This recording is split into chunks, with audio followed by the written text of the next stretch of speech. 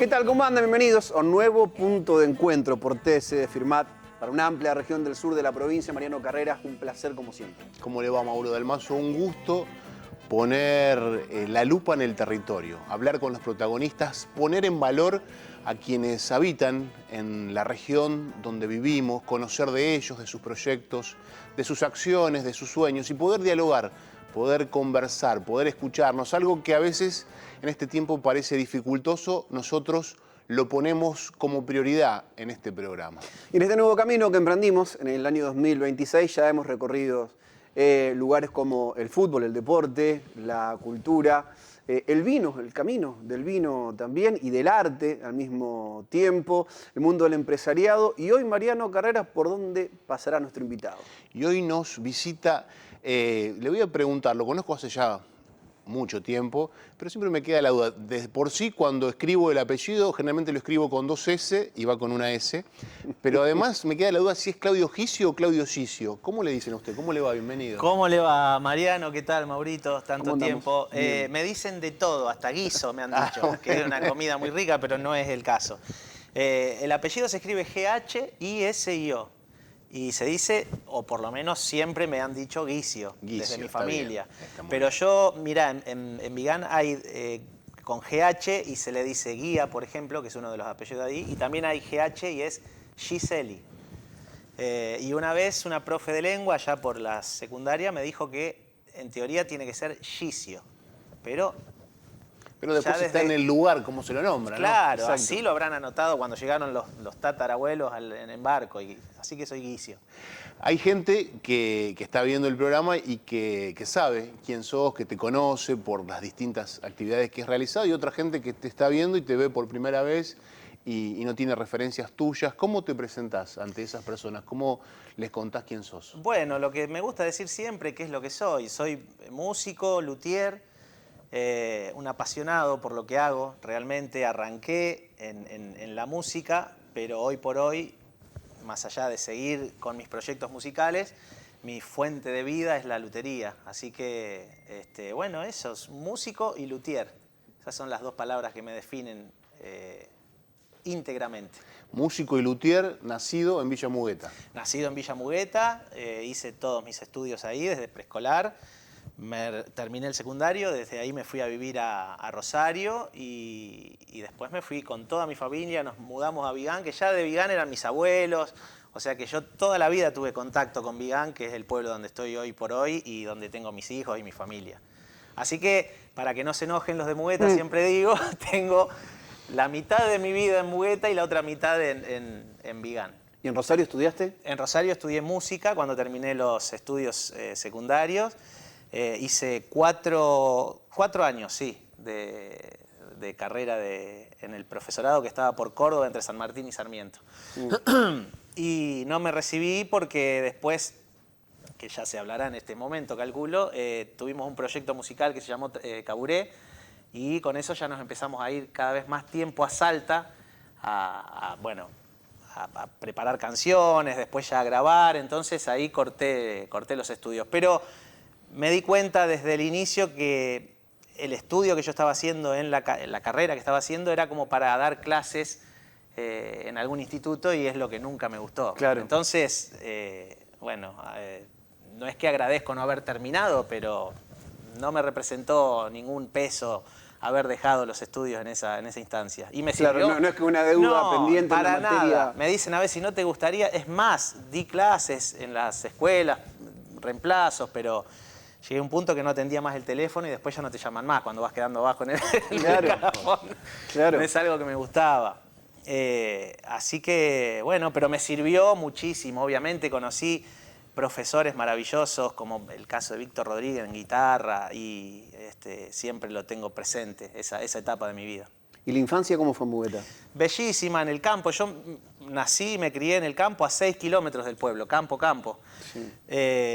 Y fue muy linda, una infancia entre el campo, los animales, la bicicleta en el campo al aire libre. O sea, fue una infancia muy linda y no tan, fíjate qué loco esto, porque no fue tan musical, porque nunca tuve un pariente directo o algún padre, madre que, Sí. que estén dedicados a la música. Pero sí aparecen fotos hasta el día de hoy que voy viendo y yo tenía creo que 4 o 5 años y ya estaba con una guitarrita eléctrica y me dicen que cantaba todo el día. ¿Y de dónde salió esa guitarra?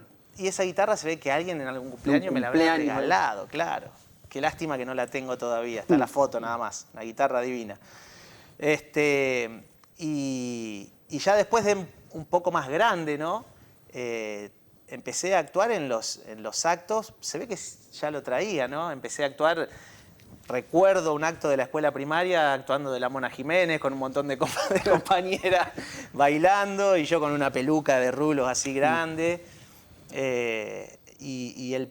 Si hay un recuerdo que siempre me quedó marcado es que un día en catecismo, uno de los curas que nos daban el catecismo me dijo, qué bien que cantás. Yo habré tenido 8, 9 años o un poquito más, no sé. Sí. Y de ahí me quedó marcado porque nadie me había destacado algo así. Dije, ¿cómo que bien que cantas? Y bueno, y yo lo que hacía era cantar las canciones que se enseñaban en el catecismo, en catequesis. Claro. Así que el cura, no el profe, me pasó primero en la fila y bueno, qué sé yo, son recuerdos, ¿no? Que me vienen cuando... Que arrancaste en catequesis. Ese ahí fue el punto como, de partida. sí, y después de eso ya el coro y cantando como contralto. Con las mujeres. Claro. Yo tenía 12, 13 años y tenía la voz muy aguda. Hasta el día de hoy mi registro es bastante agudo. Imagínate con 12 o 13, así que arranqué cantando con el querido Raúl Manfredini, que bueno, hoy está viviendo en Villa María, y fue el primer profe de coro que tuvo Mugueta, y bueno, ahí me inicié. Así fue el inicio de mi canto. ¿Y la guitarra cómo te llegó? Bueno, la guitarra viene... una vez me fui de vacaciones a Pavón Arriba. De ahí era un tío mío, mi padrino de confirmación, Raúl Campagnaro. Y me fui a quedar un verano. Él tenía 2 hijas, mis primas hermanas, que son más o menos de mi edad. Así que me fui a quedar el verano allá. Íbamos todos los días a la pileta. Y un día a la noche saca de la pieza, trae una guitarra, mi padrino.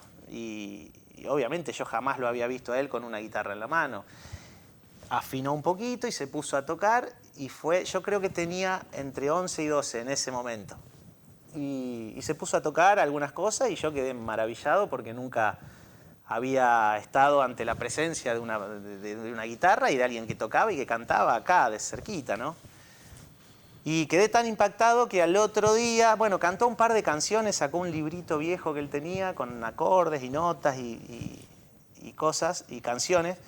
Y al otro día le dije, che, Raúl, ¿no me enseñás algo en la...? No, pero ¿qué te va a enseñar el tío si el tío no sabe? Mira los dedos que tiene el tío. Y digo, lo que sea, como puedas. Bueno, a ver, poné acá, poné allá. Me empezó a ubicar los dedos en la guitarra y me dijo, esto es lo que tengo y fíjate si entendés de acá. Me explicó un poco el método del cuadernito. Una especie de cancionero era. Era un cancionero escrito por él o el profe con las notas, con los acordes, ¿no? Sí, sí. Y los acordes al lado, creo que habrán visto cómo se escriben, que se escriben las 6 cuerditas de la guitarra, los primeros 3 trastes generalmente, exacto, y la menor, mi mayor. Y me enseñó un par de acordes y después me dijo, bueno, fíjate si te sale esto. Y me enseñó un rasguido y ya empecé. El primer rasguido que hice fue una samba, que no es del todo fácil, pero bueno, me enseñó más o menos a poner los dedos. Y eso fue al otro día a la mañana, en el desayuno. Porque yo había quedado... Claro. Sí, no. Yo creo que me fui a dormir pensando en eso. Y le dije, mañana me va a enseñar. Y así fue. Y yo él siempre lo cuenta, yo no tengo mucho el recuerdo, capaz que fueron 2 o 3 días, pero a él le gusta decir, cuando decía, ¿no? Ya no está entre nosotros, que en ese mismo día, desde la mañana, me enseñó una canción y a la tarde la estaba cantando.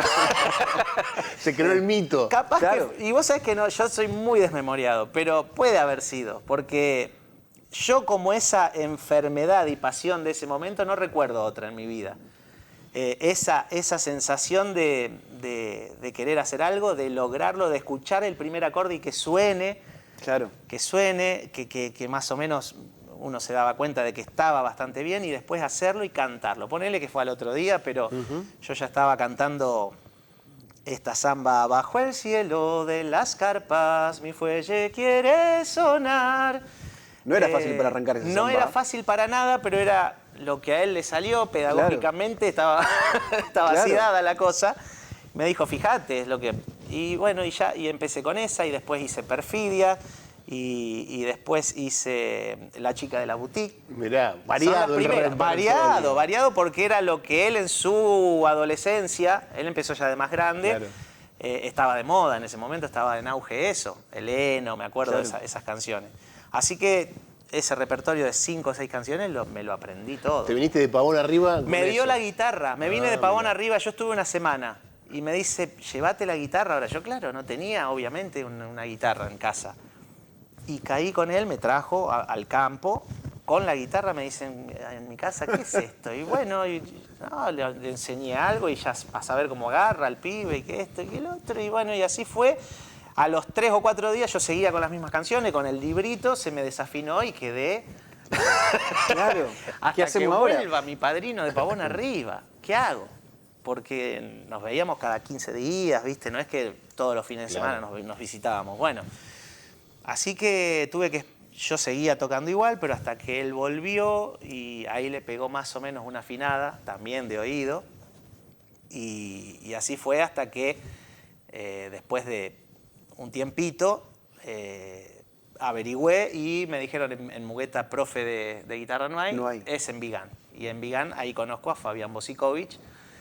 Ah, con desde quien tengo entonces Sí. vienen caminando con Fabián. Sí, sí. Desde ese momento me dijeron, bueno, en Vigán, así que una vez por semana mi viejo me llevaba desde Mugueta a la casa de Fabián a aprender guitarra. Y él, todo eso que tenía más o menos desordenado, me lo acomodó un poco y me enseñó un montón de cosas que hasta el día de hoy son Digo desde útiles. entonces Sí. porque Fabián es parte de Trafogueros, la agrupación Tal cual. actual, digamos. Siempre lo digo yo, que tuve la suerte de que mi primer profesor de guitarra hoy por hoy me sigue acompañando, Claro. está a mi costado, así que para mí es un verdadero placer, no solo por lo tremendo músico que es Fabián, sino por la persona, que es un ser maravilloso. Así que... Y ahí bueno, tenías así- 12 años más o menos. Yo tenía 12, y sí, 12 o 13, porque tuve la guitarra de mi padrino un montón de tiempo, él ya me la dejó, y después creo que fue a los 14 o 15, un día cayó a mi casa con una guitarra y me regaló mi primer guitarra él mismo, ¿no? Ah, te impulsaba por todos lados. Por todos lados, por todos lados. Así que, bueno, ahí devolví la guitarra Claro. y ya me quedé con mi primer guitarra, que es una Fonseca que todavía conservo. Y ahí ya pensar este camino a recorrer post-secundaria, de estudiar directamente. ¿No sabías que era el camino ese? Mirá, no sé, ahora lo veo y lo pienso y digo, yo creo que desde el primer día ese abajo de aquel sauce en Pavón arriba, Ya supe estaba. pero creo que lo sabía, pero es como que me queda hasta grande decirlo por ahí, ¿no? No sé si se entiende a Sí, lo que sí. voy, pero creo que así fue. Yo supe internamente en algún lado de que jamás iba a dejar el instrumento, ¿no? Y que mi camino y mi vida se iba a generar y iba a andar a raíz de la guitarra. Claro. Y así fue, hasta el día de hoy. Todos los caminos se han abierto a través de la música, del arte, de la música, y de hecho es lo que me lleva hoy por hoy a la lutería también. Claro. Que es un poco, está todo hermanado, ¿no? Ahí, ¿cómo empezó a cranear tu cabeza de pibe y decir, bueno, yo quiero vivir de esto? Que ya estaba definido que iba a hacer el camino que querías recorrer. Pero una cosa es el camino a recorrer, otra cosa es decir, bueno, tengo que generar alguna manera de que sea revitable económico para que pueda vivir también. Sí, cuando yo ya agarré un poquito de vuelo y ya tenía mi edad y había terminado el secundario, empecé a dar clases de guitarra. Ya había pasado por otros profes, como Oscar Macía, de Casilda. Y bueno, entonces ahí empecé a dar clases y empecé... O sea, mi primer dinero a raíz de la música llegó de esa manera. Claro. Y ya un poco más adelante con yo obviamente desde que empecé a cantar y ya cuando tenía un par de canciones empezaron a invitarme a los actos de la escuela primero, como pasa siempre, y después alguna peña que se hacía locales, en Vigán, en otros lugares como Mugueta, La Bailanta, bueno. Pero después, con el tiempo, y no pasó tanto tiempo tampoco, me invitan a formar parte de Los del Interior, que fue un grupo que acá en la zona anduvo muchísimo. Y esos Los del Interior, empiezo a formar parte de ellos y estuvimos un tiempo, inclusive grabamos un material, un cassette en ese momento, en lo del Pelado Marinelli en Carrera. Y después se fue transformando todo eso y se define el mismo grupo, casi con la misma gente, a lo que fue casi 10 años de Caburé.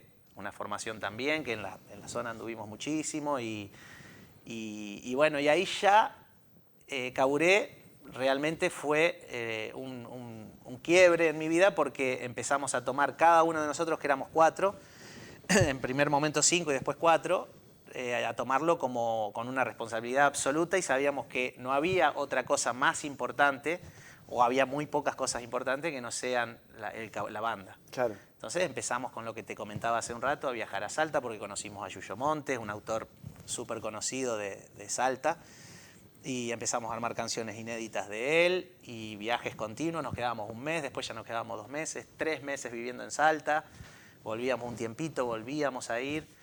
Y ahí en esa etapa, desde el 90, fines de los 90 hasta el 2007, 2008, 2009, que estuvimos con Caburé, estuvimos abocados exclusivamente a eso. ¿Y cómo fue no ese viviendo vínculo? ni llenándonos los bolsillos de plata, nunca fue así, pero eran, digamos, el modo de vida era profesionales. sí. O sea, abocaban a eso. Exacto, Era exacto. el- Estábamos las 24 entregados horas a a ese eso. camino y confiando, y todo lo que armábamos y pensábamos estaba orientado para ese lado. Los 4 con la misma cabeza, y como te digo, sabíamos que no había nada más importante. O sea, salía una fecha y tenías un cumpleaños de 15 de una prima, de una hermana o de tu vieja, ya estaba como un pacto, se sabía que la fecha era para el grupo. Claro, había Y que era un poco tocar. la única manera de hacerlo seriamente, ¿no? Así que esa fue mi etapa, la etapa más larga musicalmente, con un proyecto musical, ¿no? Y donde más allá de lo económico, nos dedicamos de lleno a Claro, eso. exclusivamente. Sí, exclusivamente. ¿Cómo fue llegar a Salta? Digamos, porque Salta, digamos, una meca del folclore, un lugar con mucha historia, con muchos hacedores de la música. Llegar ustedes desde Santa Fe, un grupo de jóvenes con muchas ganas, con muchas inquietudes, pero que estaban, bueno, cobrando vuelo, recién estaban arrancando Sí. en el tema de hacerlo con profesionalidad, como decíamos. Tal cual. En realidad hicimos una escala previa en Cosquín, porque cuando nosotros conocemos a Yuyo Montes, él estaba viviendo en Cosquín. Vivió como 4 años ahí en Cosquín. Entonces lo conocimos a raíz de haber ido a un festival previo al festival de Cosquín, a participar a beneficio de un hospital. Y ahí lo conocimos porque esa noche él cantaba, siendo de Cosquín, lo habían invitado y todos los artistas participábamos gratuitamente. Y en un momento lo fuimos a hablar, después que habíamos cantado, y nos presentamos y nos dijo que nos había escuchado, qué lindo lo que hicieron, y nos invita al otro día si queríamos ir a su casa a tomar un té. Le dijimos que no estábamos volviendo, que la próxima íbamos a venir exclusivamente a visitarlo. Así que así fue, al tiempito nos conectamos y fuimos a la casa. Tomamos un té, pasamos toda una tarde y empezamos a hacer un vínculo, no solo musical, sino de amistad, de mucha ida y vuelta, ¿no? Con él. Entonces, todas las primeras canciones y todo lo que fue sucediendo de entrada se fue dando ahí en Cosquín durante un largo tiempo. Fue como ya él, en definitiva, fue allanando un poco el camino a lo que iba a ser después el viaje a Salta. De hecho, nosotros, cuando él se muda, al tiempo, al año más o menos, se vuelve a Salta, con el galleguito Arias, que debe estar mirando, y Gallego Padre, le hicimos la mudanza al Yuyo con el 608. O sea, ustedes le hicieron 1300, la mudanza, sí. digamos, con Ricardo Arias Ricardo manejando. Arias manejando, y usted- Diego Arias y yo. Diego también colaboraba en el manejo. Y nos fuimos hasta Cosquín, levantamos todas las cosas que tenía, guitarras, un montón de cosas, y de ahí, como te digo, 1300 kilómetros a Salta en el 608. Hablamos de Yuyo Montes y nosotros sabemos de quién Claro. estamos hablando, pero hay gente que conoce las canciones de Yuyo, pero tal vez no lo conoce a Yuyo. Yuyo, digamos, ha sido el que le ha dado mucha letra, por ejemplo, a lo que fue el inicio y el boom de los nocheros. Sin dudas. Al Chaqueño Palavecino, digo, a muchos. Sí, inclusive hubo otros artistas previos a Nocheros, pero donde se lo conoce a él es a través de su obra, pero interpretada por Nocheros, ¿no? Del Gris al Azul, En Suspenso, Las Moras, ese primer disco que es el que explota y que genera hasta un cambio en el folclore, ¿no? Entonces, bueno, imagínate, para nosotros conocerlo a él después de toda esa movida, fue impresionante. Y le hacemos, como te digo, la mudanza y después ya empezamos a ir a Salta e instalarnos. Pero siempre lo decimos nosotros, no, lo nuestro no era ir a Salta a andar por las peñas y tocar, porque primero que a él no le gustaba. Era una época donde estaba muy en peligro el tema, él por lo menos pensaba eso, de que le viralicen, o en ese momento no estaba ni la palabra, porque ya le había pasado de que alguna canción antes de que salga y la cante alguien, por ahí alguien la interpretaba en una peña y ya se conocía, y bueno, él era muy cuidadoso de esas cosas. Entonces nosotros, toda la primera etapa de Salta, íbamos, de vez en cuando íbamos a alguna peña, pero como espectadores, jamás a cantar. Ya después, en el 2004, 2005 más o menos, ya íbamos más a las peñas, a la vieja estación, bueno, a todas las peñas de Salta, y ahí sí ya cantábamos porque también había que meterle un ingreso. Claro. El primer año todo lo que hacíamos nos mandaban nuestros viejos, era una época complicada, 2001, 2002, y nos mandaban y estábamos con lo justo, viviendo allá, y bueno, y así la fuimos peleando, grabando nuestro primer disco en 2003. Siempre preguntan, ¿y el Yuyo les bancó? No, el Yuyo nos daba las canciones, nos hospedó un tiempo largo en su casa, al principio, pero después los discos, tanto el del 2003 como el del 2005, lo grabamos con fondos nuestros, con nuestra plata, y el primero, te diría, gracias a nuestros viejos, que eran los que bancaban, porque no teníamos, así como te digo que vivíamos y estábamos abocados a eso, estábamos abocados a eso. Claro, claro. Y no vivíamos tocando y cobrando, por ahí salían Había un cosas, mecenazgo que era de los padres, digamos. Sí, sí, por eso también el primer agradecimiento va ahí, enfocado directamente a eso, por ese aguante, toda esa bancada que nos han pegado, ¿no? Así que... ¿Y qué pasó con ese primer disco? Y bueno, ese primer disco fue maravilloso, nos abrió las puertas a un montón de cosas, en la zona, volver con eso después de haber estado tanto tiempo allá, con algo grabado de una manera increíble, porque se pudo grabar en un estudio muy lindo que ya no está, pero se llamaba El Barco, dirigido por Pedro Alurralde.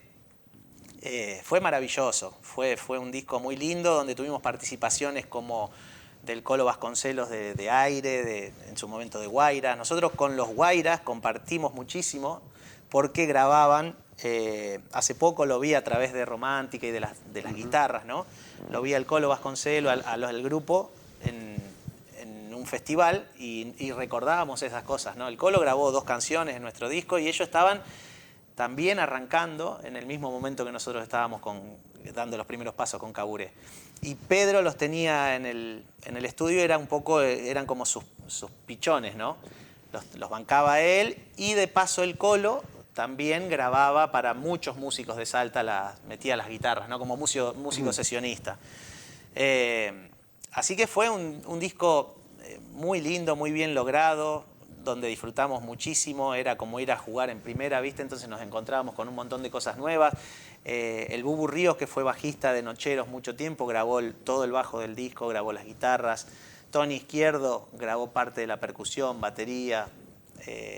La verdad que fue un proceso que se disfrutó mucho y dio muchos frutos, y bueno, la pasamos de maravillas en aquella Salta de aquellos tiempos, ¿no? Pero un poco pensando en lo que decían antes de ir allá y 4 santafesinos con una propuesta de Yuyo Montes, que era salteño, pero cantando de otra forma, y fue bravo, porque donde ibas y nos juntábamos en alguna guitarreada, era bravo, ¿no? Escuchar, el salteño canta fuerte, mucha polenta, con una personalidad única. Entonces, de entrada nos apichonábamos un poco, ¿no? Sabíamos que nuestro hace era jugar con un repertorio diferente y y la formación, ¿no? El acordeón, la forma que teníamos allá gustaba mucho, sobre todo eso, que fue lo primero que el Yuyo nos destacó y dijo, tienen que encarar por este lado. Ustedes vienen más del litoral y nosotros cuando él nos conoce en aquel festival hacíamos un popurrí de cosas. Los del interior hacían un bloque norteño, un bloque del litoral, un bloque del altiplano. Entonces yo tocaba el charango, Tito se pasaba al sicu y era una mezcolanza compleja. Entonces Yuyo en eso fue muy directo y nos dijo en aquel primer encuentro, ustedes tienen que definir un estilo y creo que pasa por acá. Claro. Este carajo, decía por Tito, toca el acordeón de una manera increíble, aprovechen eso. Que aparte toca y canta, vayan con esto al frente y armen el resto. Y así fue. Luciano pasó a tocar el bajo, Luciano Biondi, yo seguí con la guitarra, Tito con acordeón y una de las voces y Diego Arias en la batería. Y en la primera formación estuvo Gastón Mena, claro. También de acá de Firmat, obviamente. Mucho tiempo hemos compartido, una etapa larguísima también con Gastón. Todo lo que fue gran parte de los del interior, todos los del interior y parte de Caburé. Así que, bueno, una maravilla. Quiero decirles que tengo el celular prendido. Ajá. Y por ahí va a sonar, pero hasta no vamos a ir todo para atrás. No pasa nada. Yo les aviso por si se escucha un pitidito. No problema. Me olvidé. Un detalle que me olvidé. Después en la pausa lo desconectamos. Podemos hacer la pausa ahora, si les parece, ya que estamos. Hagamos la pausa, si Claudio pone en silencio. Porque tenemos muchas cosas para charlar. Creo que no llegamos ni a la mitad todavía. Dale. Así que vamos a apagar el celular, le sacamos el volumen y seguimos charlando.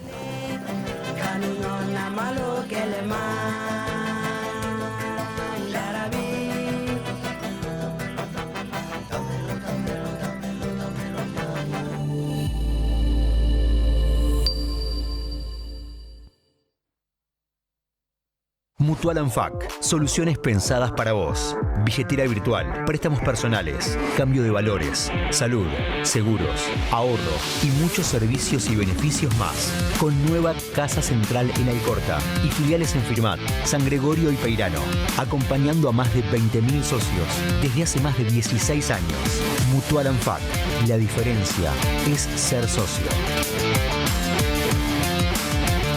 Encofir te brinda seguridad y confianza. Emergencias médicas las 24 horas, traslados, visitas domiciliarias, enfermería y consultorio médico virtual.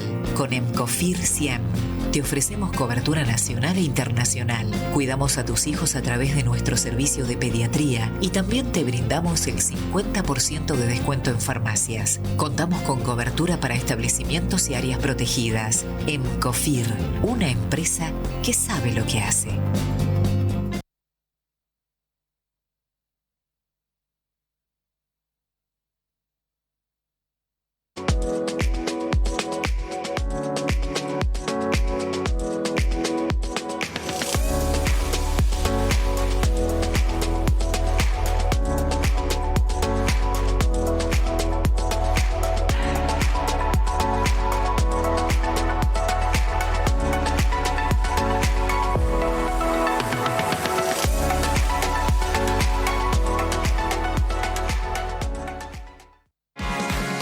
En Dulce Manía podrás encontrar un mundo de golosinas, salados, cotillón y muchas cosas más para todos los eventos y ocasiones de tu vida. Aceptamos todos los medios de pago sin recargo alguno y tenemos muchas promociones para cuidar tu bolsillo.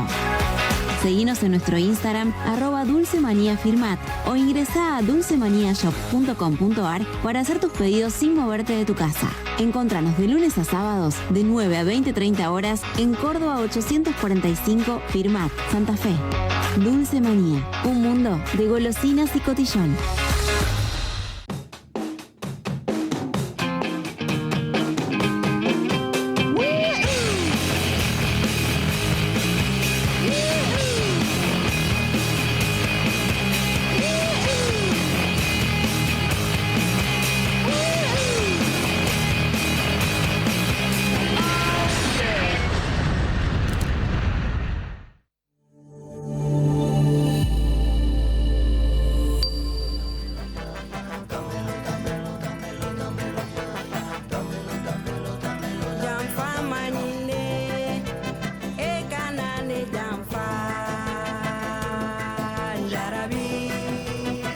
Seguimos en Punto de Encuentro, nuevo bloque. Andamos por Salta, Mariano. No sé para dónde vamos ahora. Estamos en Salta con Claudio Gicio, con Caburé, año 2004, 2005. Sí, 2000. O antes. Antes fue el primer disco, lo realizamos en 2003. 2003. Y el segundo en 2005. En todo ese trayecto anduvimos muchísimo por Salta y alrededores, ¿no? En muchos escenarios, Sí. Bueno, lo que decía antes Mauro, el primer disco nos abrió las puertas, por ejemplo, de Villa María, un festival re importante que en ese momento se hacía un concurso y se competía con el CD. Entonces había que mandar el CD y después te decían si quedabas seleccionado o no con los rubros, ¿no? En ese momento nosotros en 2004 ganamos como en el rubro grupo vocal. Así que fuimos a Villa María y no solo ese año, fuimos 2 años más seguidos en horarios televisivos y festival súper importante. Estuvimos en Cosquín, estuvimos representando la canción inédita. En su momento el Festival de Viña del Mar se hacía como una previa en lo de Susana Jiménez. El concurso era ahí. Y el Yuyo no había participado con ninguna canción, pero se ve que faltando poco tiempo ya y había que mandar a Viña representantes del país con la canción inédita, lo llaman al Yuyo. En ese momento estaba Pablo Ramírez como jurado y había sido apoderado y productor de Yuyo. Pablo Ramírez es ese hombre de barbita canoso que está en los programas de canto como jurado. Creo que la última vez lo vi con Laurita Fernández en ese programa de canto. Bueno, y él lo llama y le dice que necesitaba que le mande alguna canción inédita. Entonces el Yuyo nos llama a nosotros y nos dice si nos animábamos a ir a representarlos y fuimos a lo de Susana Jiménez y participamos de eso. Todo eso fue a raíz de ese disco, ¿no?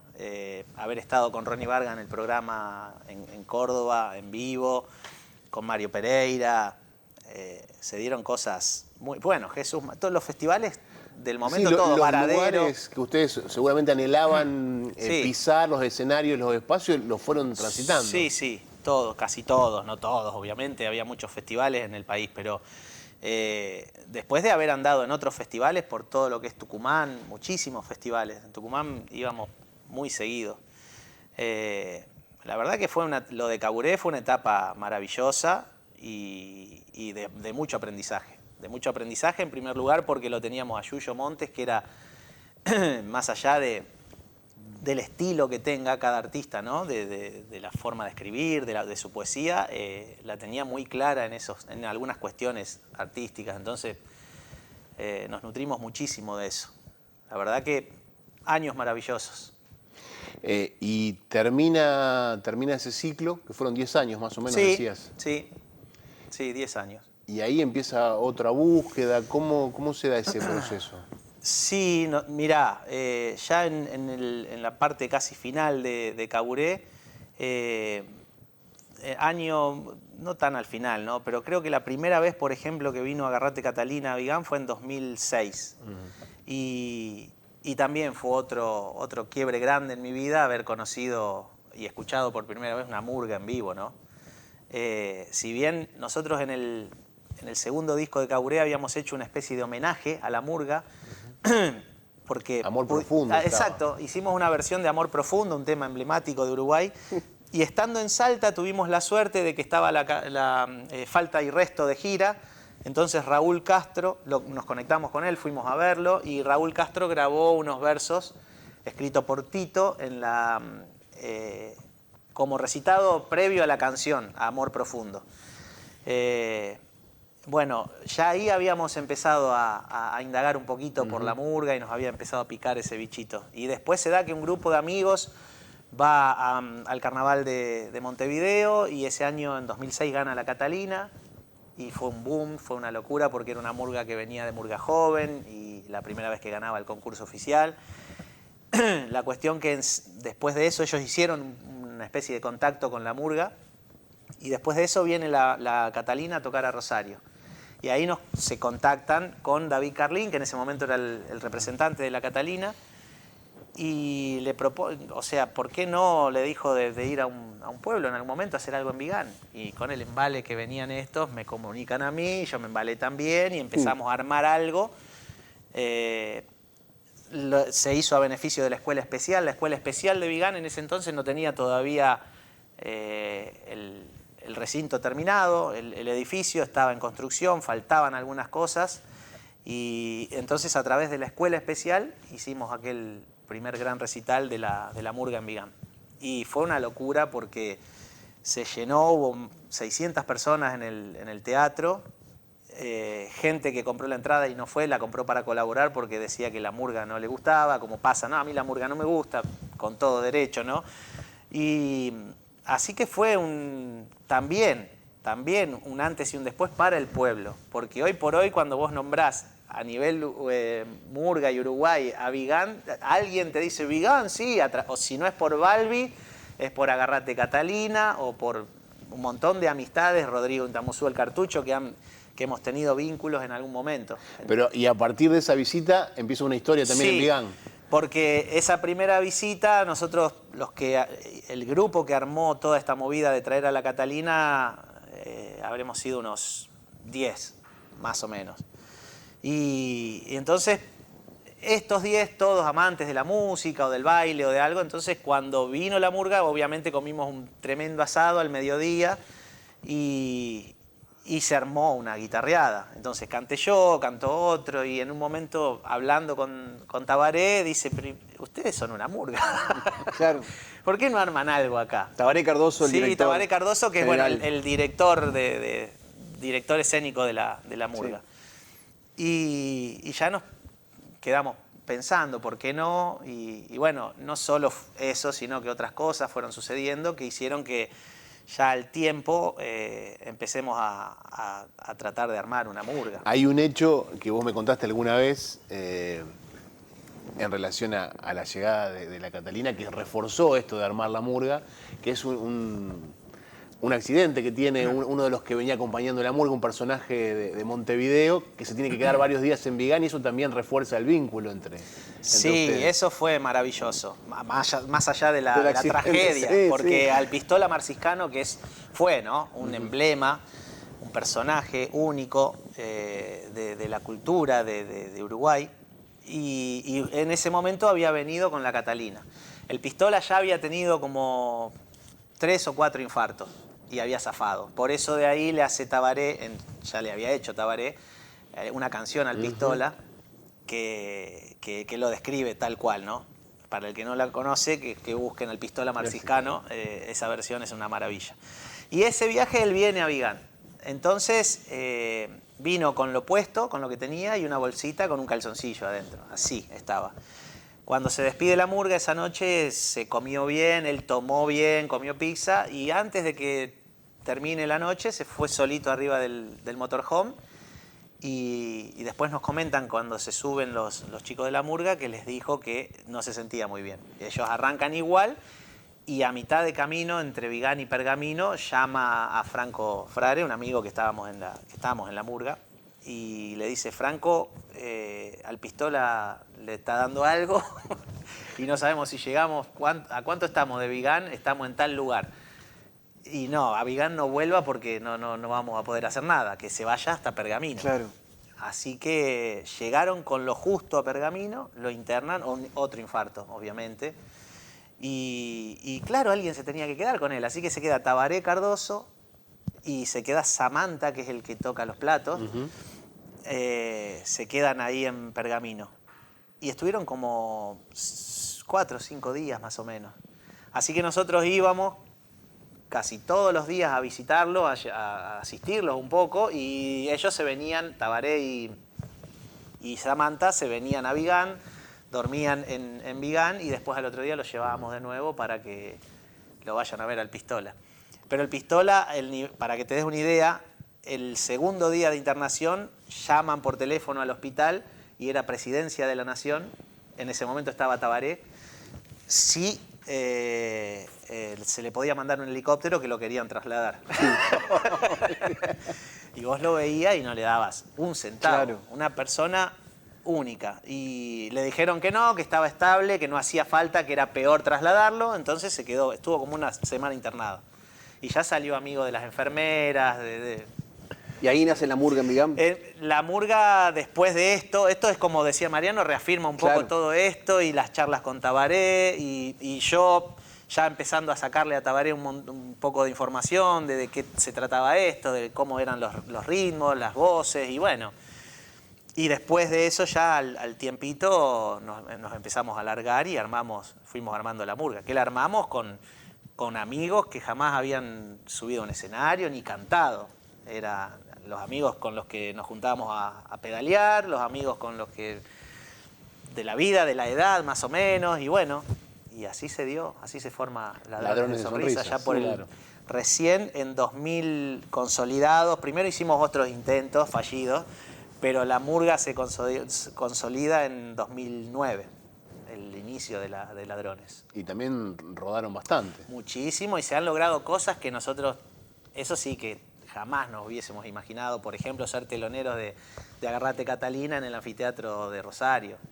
2 veces fuimos teloneros, presentando espectáculos propios nuestros y, no sé, montones de cosas. Cantar donde Balbi se ha presentado, hacer los coros de las canciones de Balbi. No, en Venado. En Venado Tuerto, bueno. La verdad que sí, un recorrido enorme y de mucho laburo, porque después ya la murga agarró su camino y nos empezaban a contratar, sobre todo en épocas de verano, de carnaval. En ese entonces había pegado muchísimo lo que era el fenómeno murga, entonces los carnavales zonales y algunos eventos trataban de volcarse un poco más a ese estilo de espectáculos. Y era novedoso, porque más allá de hacer el género, hacer murga, nosotros cantábamos cosas que pasaban en nuestro pueblo. Claro. Cosas que no solo pasaban en Vigán, sino que eran las mismas que pasaban alrededor en Claro. cualquier lado. Y tratamos de, a través del género, haciéndolo con el mayor respeto posible, pintar nuestra zona. Que también era un hecho hasta heroico, diría yo, porque la gente de acá no estaba habituada a ese tipo de manifestación cultural y siempre hay una denuncia Sí. dentro del humor, dentro de la canción, siempre hay cuestiones que marcan y que a algunos seguramente no le caían bien. Pero para nada.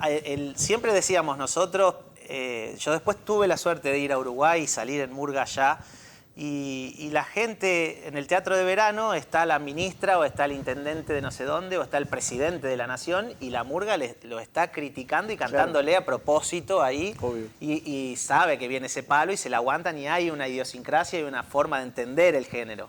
Porque es parte vital de Claro. lo popular en Montevideo. Acá era rarísimo. Entonces nosotros el primer espectáculo metimos bastante duro en algunas cosas y nos ganamos unos cuantos Claro. enemigos, que después fue pasando la cosa y se entendió y se supo que no era con maldad tampoco lo nuestro, pero bueno, la murga trata, a nosotros nos encantaba eso porque a través de pintarnos la cara y disfrazarnos uno se despoja un poco de esa vergüenza y podés decir cosas en conjunto, con gente, con amigos a tu lado, Claro. que tal vez no te animás a decirla, sobre todo en un pueblo. En una ciudad es más fácil, pero en el pueblo vos te bajás y sabés que... Y es difícil que lo diga un medio de comunicación en un pueblo chico. Tal Un periodista en un pueblo chico es más difícil. Tal cual, porque siempre hay un amigo, un eso lo- pariente, un primo donde vos te haces sentir un poquito Y incómodo. eso lamentablemente, la autoridad, o el que es el presidente comunal o diputado o senador, lo naturaliza también, lo incorpora, como si a mí no me critican. Claro. Y cuando llega el palo, El palo. digamos, impacta más. Sí, sin duda. Sí, nosotros, de hecho, hemos hecho críticas en su momento a un gobierno y ellos mismos eran los que nos contrataban para el carnaval. Claro. Entonces decíamos, bueno, cuidémonos un poquito acá, no le demos tanto porque nos están contratando, pero es así. Tratamos de imponer sin querer tal vez, pero se fue dando y hoy por hoy es un pueblo, después eso también pasaba, llamaba gente de Uruguay que venía de gira a Argentina y se contactaban y caían en Vigán. Che, me dijeron que tal estuvo, que se puede armar algo ahí y hemos hecho Claro. cosas así. Claro. Pues se hizo un pueblo murguero y la Catalina fue en 2006 la primera vez, pero fue 6 años seguidos después.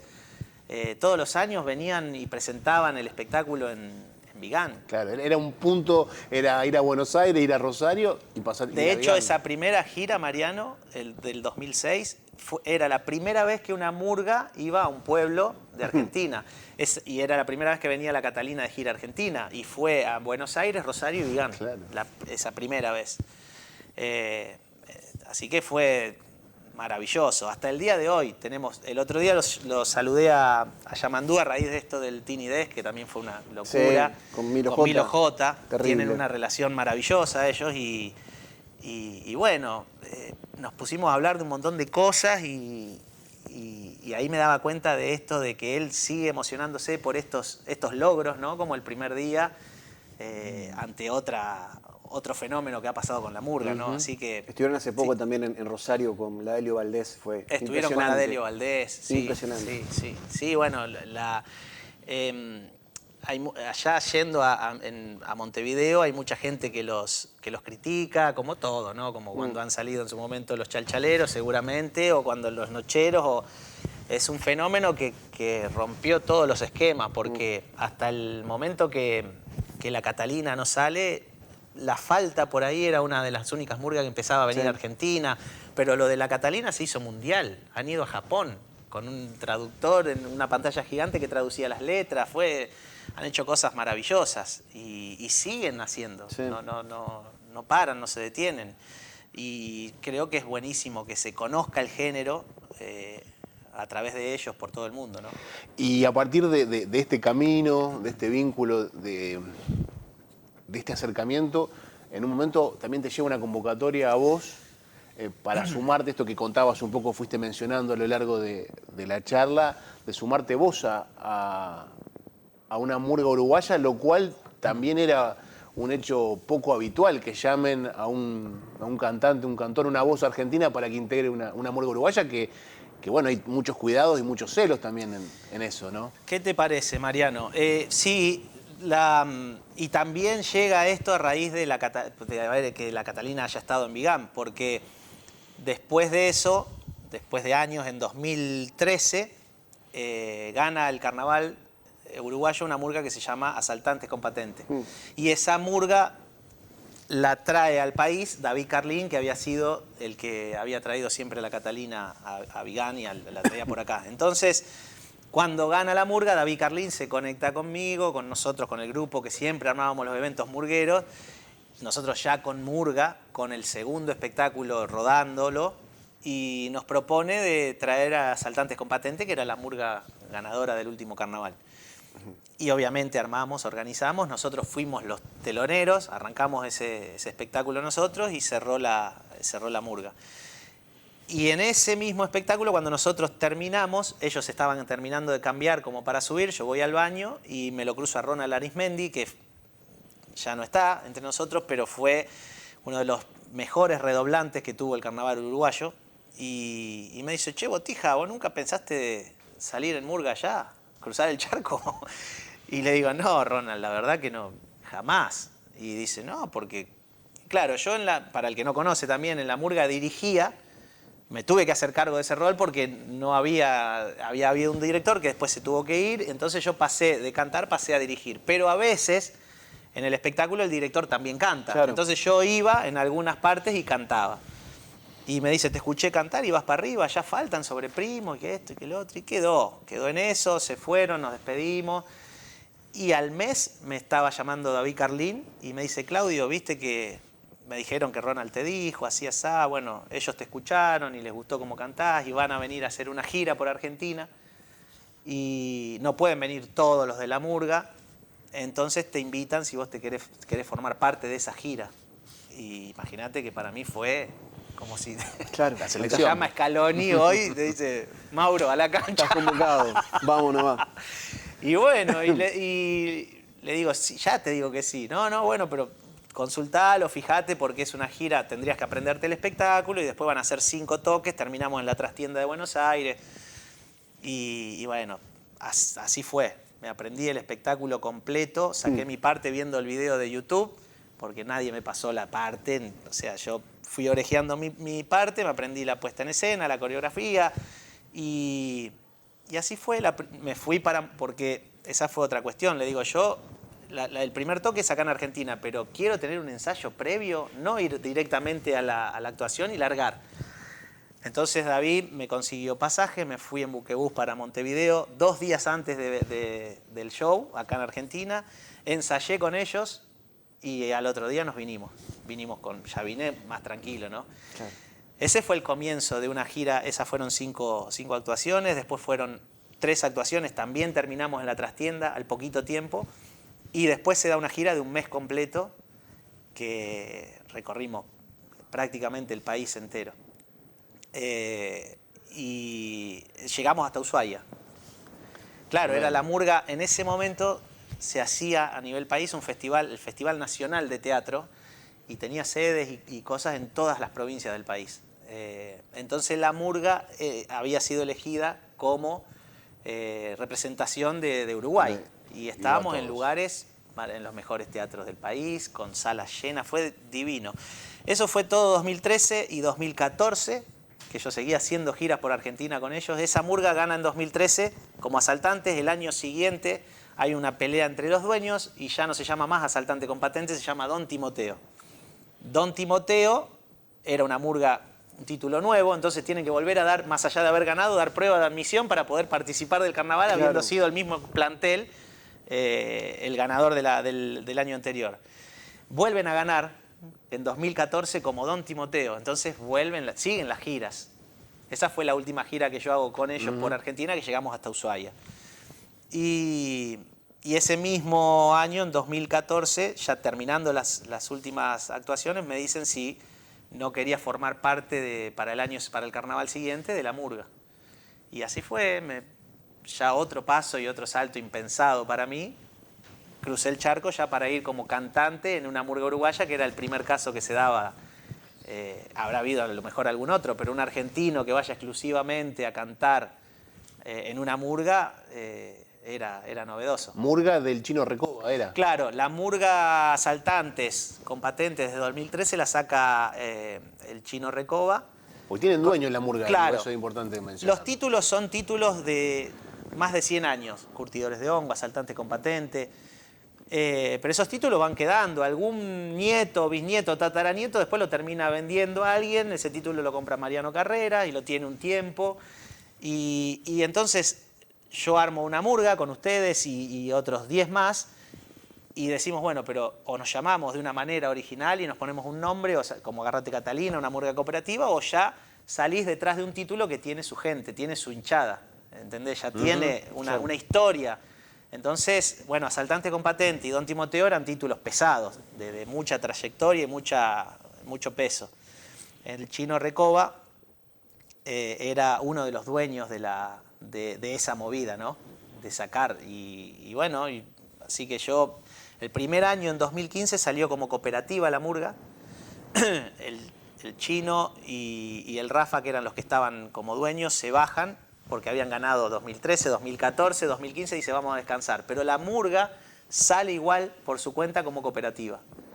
Ahí es donde a mí me convocan y se cobraba por tablado.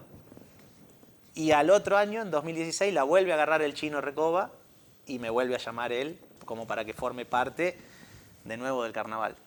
Así que, bueno, 2015 y 2016, los 2 años me fui para Montevideo y salí en Don Timoteo. O sea, después de toda la mística de Salta, nos fuimos a la mística de Montevideo. Sí, totalmente distinto, pero un montón de cosas en común y un montón de gente que ama y le apasiona la música, sobre todo folclórica argentina, ¿no? Entre ellos el Canario Villalba, que es un referente del carnaval. Tuve la suerte de salir con él en 2015 y nos hicimos muy amigos por esa cuestión de que es apasionado del folclore, conocía más canciones que yo del folclore y nos poníamos siempre en la previa del ensayo o cuando volvíamos de algún tablado a canturrear y a guitarrear. Sí, la verdad que un mundo diferente, pero con muchísimas cosas en común. El uruguayo, yo tuve la suerte de vivirlo desde adentro, somos muy parecidos, muy, muy parecidos. Siempre va a estar la rivalidad. Nos queremos y no nos queremos y nos decimos las cositas, pero somos lo mismo prácticamente. ¿Y cómo llegás a a la lutería? ¿Cómo llegás a decir, che, esto me gusta, quiero hacer una guitarra? Digo, es una cuestión Sí. bastante compleja, más de que lo miramos los de afuera, digamos, hacer que una madera se vuelva guitarra y que después Claro. suene bien.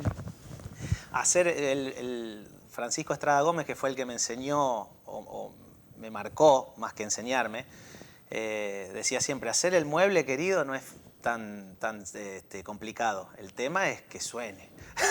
Claro.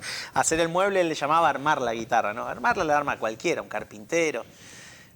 Pero no hay mucho secreto tampoco, hay mucho misticismo atrás de esto.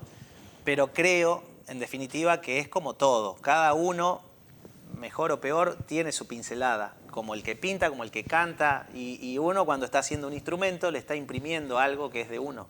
Entonces él, volviendo a Francisco, siempre me decía, por más que vos hagas una guitarra al lado mío, estemos usando las mismas herramientas, las mismas maderas, todo, a vos te va a salir, te va a sonar a vos y a mí me va a sonar a mí. Y un poco hay algo de eso. Pero para ir a los inicios de cómo arranco en esto, tengo que volver a los estudios de Rosario, cuando empecé a estudiar música. El primer año que yo ingreso a la escuela de música, veo un cartel que dice curso intensivo de lutería. En el 97 fue eso. Y ahí mismo volví y le dije a mis viejos, che, hay un curso de lutería. Yo ya había hecho una guitarra, porque siempre me gustó trabajar la madera. De chico empecé con los talleres de carpintería en la escuela y siempre me encantó. Entonces, en un momento yo, ya teniendo mi guitarra que me había regalado mi padrino, hice una guitarra copiando esa guitarra. No sé por qué, pero había una necesidad de hacer guitarra. Claro. Había hecho una guitarra previa como cuadradita, como un charango cuadrado, le había puesto cuerdas. Me intrigaba mucho eso. Así como también me intrigaba hacer arcos y flechas. Va a otro extremo, ¿no? Pero siempre me gustaron esas cosas, las ballestas. Esas cosas las hacía de preadolescente. Y entonces ahí me dicen mis viejos, bueno, si te gusta esto del curso, llamá y vemos. Había teléfono fijo, llamé, estaba todo ocupado. Me dijeron que ya estaban los cupos cubiertos, pero que vaya igual, porque por ahí alguno se anotaba y después falta o dejan porque no era lo que se esperaba.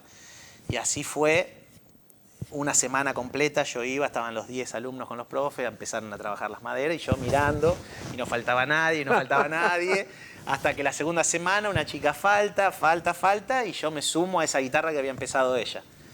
Y ahí pude quedar, y fueron 4 meses intensivos en Villa Hortensia de ese curso maravilloso de lutería. A la vez que yo estaba estudiando música, estaba haciendo el curso este.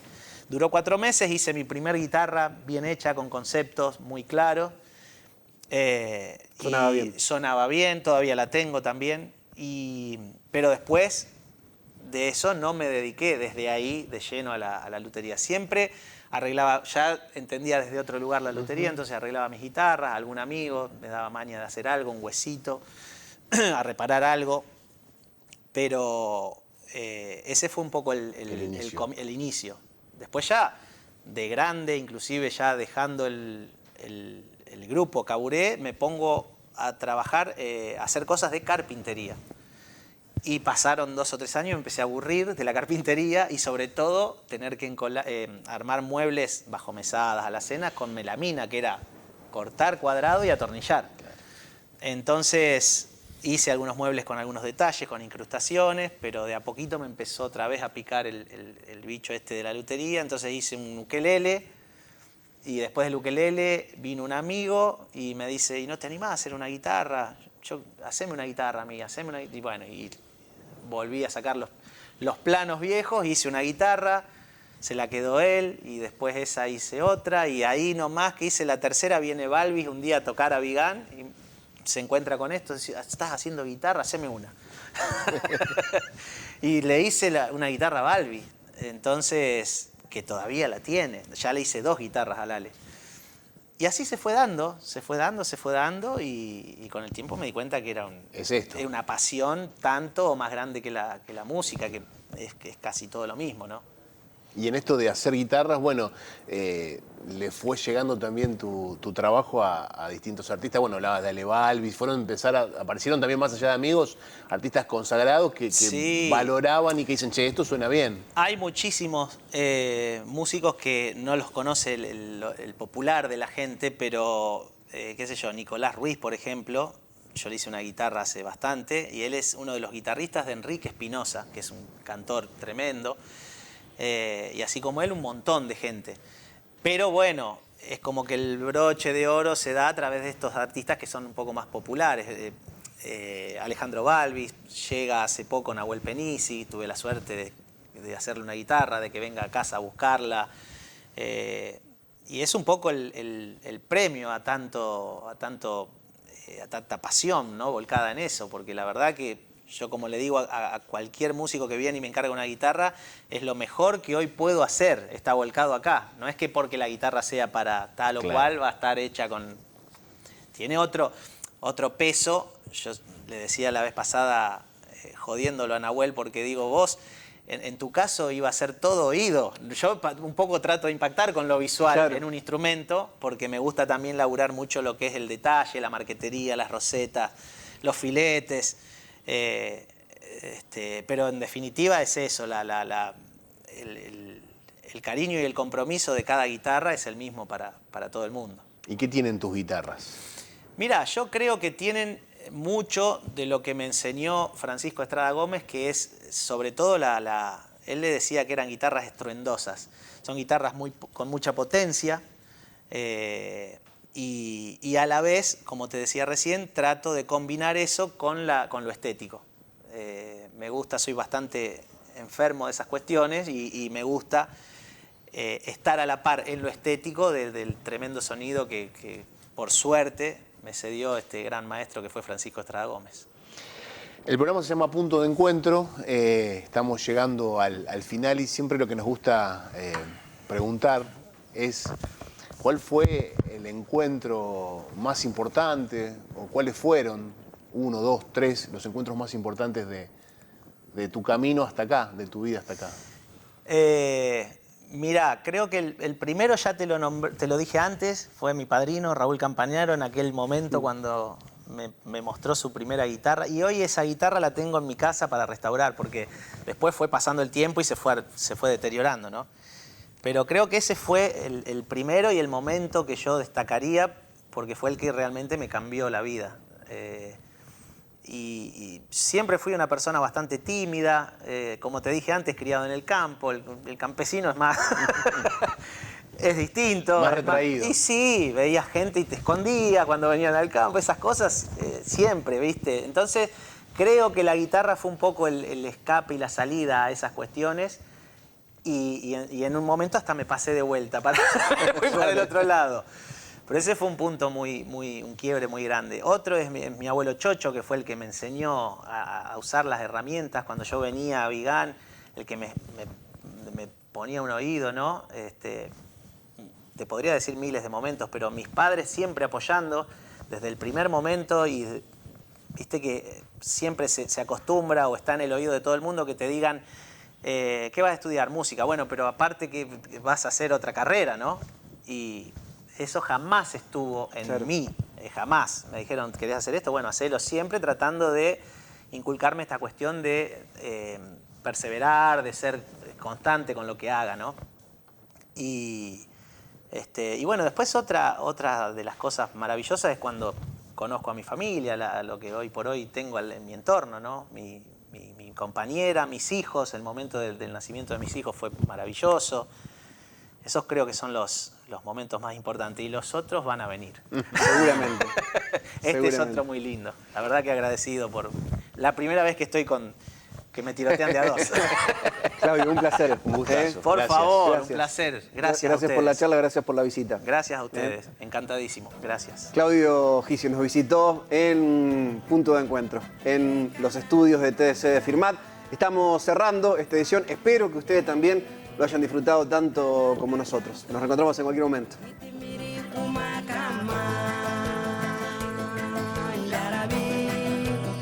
Jangan